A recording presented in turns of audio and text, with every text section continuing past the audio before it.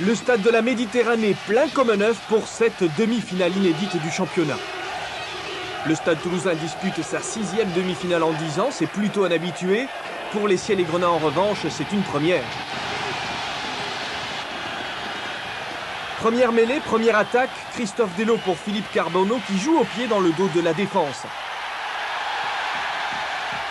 L'action ne donnera rien, mais le début de la rencontre est nettement en faveur des Toulousains qui s'attachent à produire du jeu.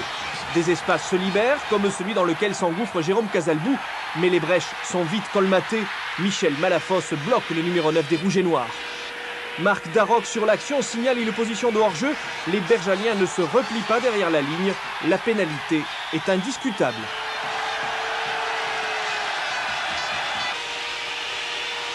Sous les yeux de Marc Cessillon, Christophe Delot échoue dans sa tentative. Il faut en fait attendre la 30e minute pour assister à l'ouverture du score. À la suite de cette mêlée gagnée par le Stade, Christophe Delot se rachète en esquivant le drop. Serge Lahirle n'est pas rassuré pour autant car le pack bergalien affiche une grande sérénité.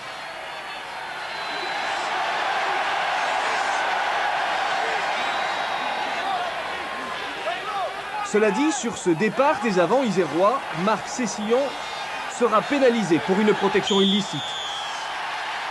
C'est alors qu'Émile Tamac, des 50 mètres en coin, transforme la pénalité. Le champion mène 6-0.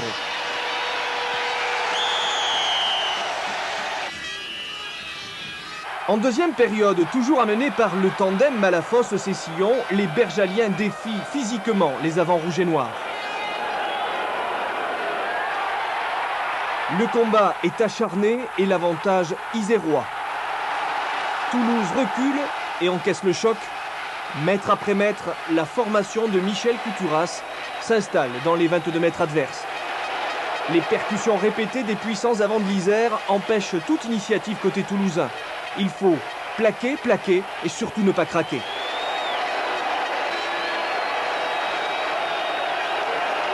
Sur cette action, Dominique Mazille choisit l'option côté fermé. Stéphane Glass sert Patrice Favre à l'intérieur. Bourgoin prend l'avantage et après la transformation mène 7-6.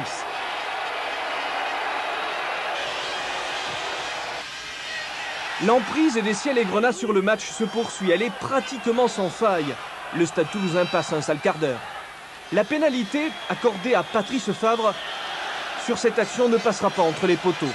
Régulier tel un métronome toute la saison, l'ouvreur bergalien connaît un jour sans. Sur la relance, Toulouse ne s'organise pas bien pour la bonne et simple raison que la défense de Bourgoin-Jallieu ne le permet pas. La troisième ligne sans cesse aux abois a quadrillé le terrain centimètre carré par centimètre carré. En fait, l'agressivité des Isérois a réussi à dérégler le moindre rouage de la machine à gagner des champions en titre.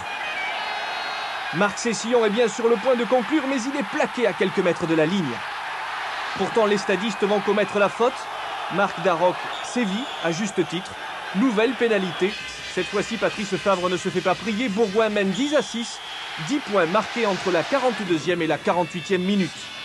Il reste une grosse demi-heure à jouer.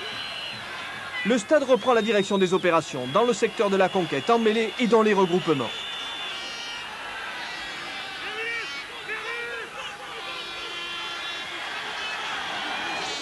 Conclusion de cette reprise en main, le Stade Toulousain revient au score 10-9 après cette pénalité.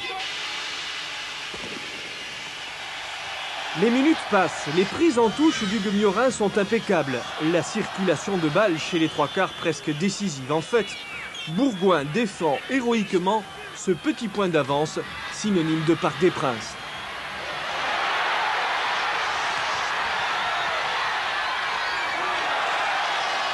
« 80e minute, les supporters rouges et noirs ont plié banderoles et drapeaux. Le match est, semble-t-il, joué jusqu'à ce drop de Christophe Delot qui monte dans le ciel de la Méditerranée, frôle le montant droit et tombe dans l'embut. Émile Tamac surgit et subtilise le ballon de la victoire à Nigel Jenny. Le Stade Toulousain s'impose à la dernière seconde, 16-10. Émile Tamac a brisé le rêve bergalien. Le champion, lui, défendra son bouclier.